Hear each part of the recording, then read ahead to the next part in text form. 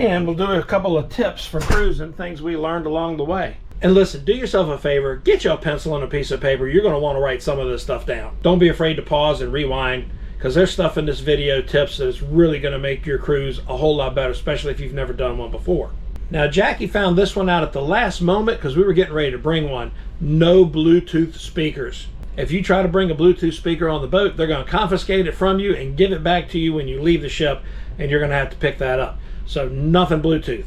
And again, that's one of those things, I'm not sure why, but rules are rules. Here's tip number one for you. The fan. We brought a fan. My wife likes to sleep with a fan. But guess what? You don't need a fan. That thing right there is your HVAC system, and it makes plenty of noise. You won't need the fan. It moves plenty of air, and it makes enough white noise where if you used to sleep with a fan, you don't have to worry about packing that. You got what you need. Yep. Tip number two, bring some WD-40 along. A WD-40 pen would have been kind of nice, because we could have lubed that right up. Tip number three, this is going to be a big one for you.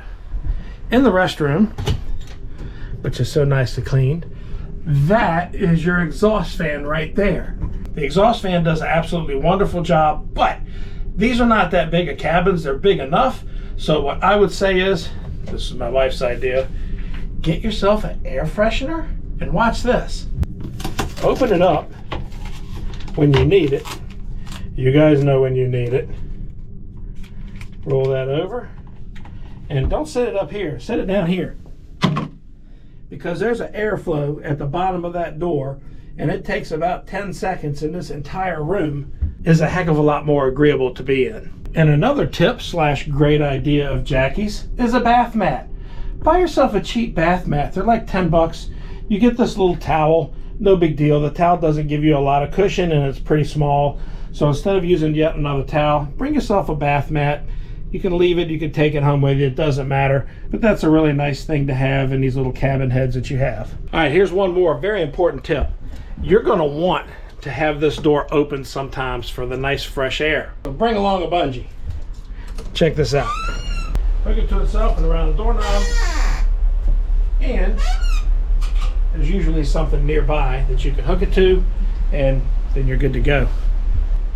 So that's gonna hold your door open so you can get some nice fresh air. It's always something you can hook it to. And we're going to do that right now. Leave it open. Yep. While we pack up. Yeah, leave it open while we pack up. Now, what you do not want to do not leave this door open and open that door over there. Because if you do, and you have anything near that door, that airflow is liable to send it out to sea. You definitely want to have the balcony door closed all the way before you open up the main door to the rest of the ship. There's kind of a neat little cruise thing that I wasn't aware of. Jackie tried to tell me, but I wasn't listening, as usual. There's little ducks scattered around. People get these and hide them around the ships. It's kind of like a little scavenger hunt, all different kinds. Most of them have little tags on them. The McGrandy's was a family that was on here. They had a couple that we ran into. Little magnet on the door. This was Betty and Sandy Lewisberry, Pennsylvania. And the Fraser family there. The Taylor Foundation, which is a foundation for first responders and vets. Pretty cool. Lost the tag to this little guy here, so I'm not sure where that came from. If that was you, leave a comment. And this was a cute bunny duck. Oh, and this was from Amanda and I think that says Deb, but I'm not sure. So that's kind of cool. So if you guys are going on a trip, pick you up some cheap ducks. The one we just found was the cutest, though. Oh, yes. And this one is the winner, as far as we're concerned. Cute little duck glued to a poker chip from Randall and Fran on the Pride there. So that's very cool. They took a lot of extra effort for that one, it looks like. Very neat. And I found that in the elevator today. Yeah, Jackie found that in the elevator. We found a bunch of ducks on this trip. We only grabbed some of them just because it was our first cruise in, gosh, 20 years? Something like that. So if you guys are going on a cruise, go to Amazon or something. I'll leave a link down there. Buy you some ducks and tags, fill them out. It's just an extra level of fun for folks on the ship. All ages. All of us love doing it. All of us. Not just the kids. Us adults too. Oh yeah, people go crazy for these ducks, man. It's something else. But that's kind of cool. You're going to find these ducks hidden in obvious but hard to spot places. They'll be on top of the elevators, they'll be on top of pictures on the wall, they'll be set on the steps, they'll be, like I said, hidden in plain sight. So just keep your eyes open as you're walking around and you'll find plenty of them. But here's another tip that you guys are definitely going to want to do. Go ahead and pre-purchase your extra drinks. You can buy extra beer, wine, or bottled water before your cruise starts, and it's a heck of a lot more reasonable. About half price for those bottles of water versus these bottles of water, which are $5 a piece. Not a huge deal, but go ahead and pre-buy the drinks that you know you're going to want in your room. Bottled waters are about half the price before the trip than they are during the trip. Beers, wine, whatever you want, they can deliver it right to your room, so you don't have to carry it on board, which is really nice. Your little fridge is hiding in here, and we got a couple of those beers left in there, but the 16-ounce beers is part that was delivered to our room. Jackie even had them deliver us those nice champagne flutes, which we used for our happy anniversary tote. That's another idea from Jackie, who wants full credit, sitting over here. That was package deal that came with the bottle of champagne. Came with it, the one in the corner. Oh, the one in the corner? Okay. We bought two, but that came with it. You didn't open that. So she got to correct me. That makes her day. This little jewel right here, Jackie picked up for our trip. It's a little backpack and a cooler. Lots of cool pockets to take everything you need on your excursions. The top part, there's a little zipper place here you can use for your IDs or hand wipes or whatever you want up there. A little bit bigger pocket here, a couple inches deep. So you can put your snacks, drinks, whatever else you want up there. Put sunscreen in there.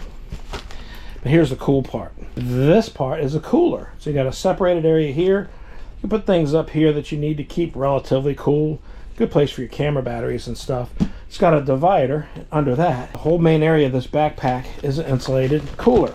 You don't really need ice for shore excursions with this because they're not that long, and it kept our drinks cold all freaking day when we were ashore, which was really nice. You didn't have to carry ice when it's heavy. If you do decide to put ice in there, you have a waterproof zipper for this compartment. So once this is zipped up, anything that's in this cooler liquid is going to stay in that cooler and not running down your back if it tries to drip out of the zipper. Then you got side pockets, which are good for extra shoes or bottles of water or whatever.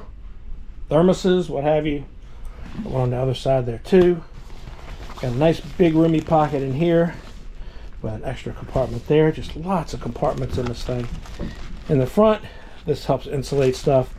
You got a little elastic strip you can stick things in, sunglasses holders, whatever. Big pocket there, and one more zipper compartment in the front. So as far as useful packs for a shore excursion, I don't think you can beat this thing. A little handle there, and of course your backpack straps. I'll put a link to that bag and all the other stuff down in the description below that we bought to make this trip go that much better. All right, here's another tip that's going to be really, really important for you guys. Jackie picked up this 15-foot extension cord. That plug is the only plug you have in the entire cabin.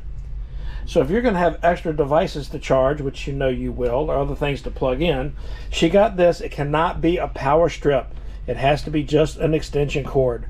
Grounded, of course. So she got this one. It has 3 outlets on it, 15 feet long. It will reach all the way across the bed, no problem. Get yourself an extension cord with at least 3 extra plugs on it. You'll be surprised how quickly those 3 plugs get used. And if you can find one with 4 or 5, go that route.